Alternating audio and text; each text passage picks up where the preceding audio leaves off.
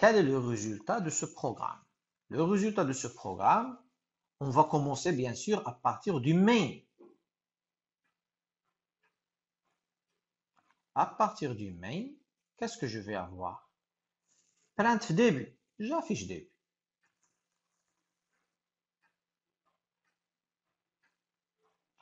Alors ça, je vais mettre contre ça, contre.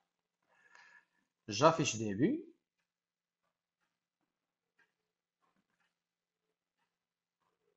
Ensuite, qu'est-ce que je vais faire? Je reviens vers afficher titre. Afficher titre, qu'est-ce qu'il... Toujours, j'affiche dans la console. Afficher titre, il va afficher tout simplement état de stock. Donc, j'affiche état de stock. Maintenant, je suis dans quelle instruction? Cette instruction, elle est déjà exécutée. Cette instruction aussi, c'est-à-dire je suis allé vers la fonction concernée et exécuté son traitement. J'ai affiché l'état de stock et après je reviens vers F. Qu'est-ce que je vais aller vers F?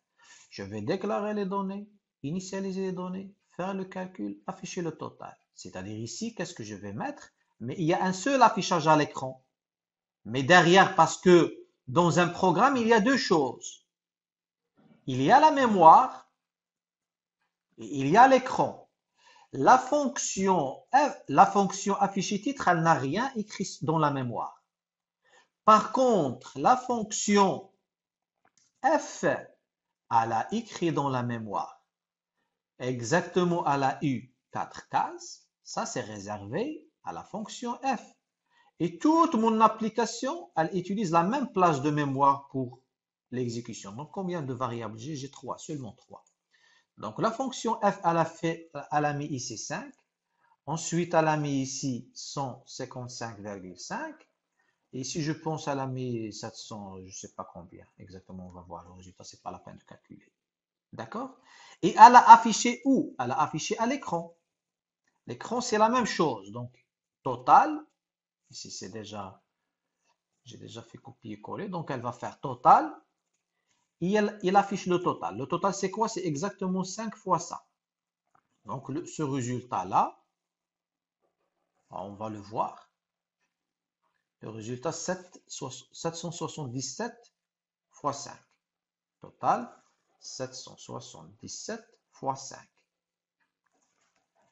Et ici, 777 fois 1,5. D'accord? Donc, c'est ça le résultat de mon programme. Et après, je reviens pour faire quoi encore? Pour afficher, je reviens à la ligne et j'affiche fin.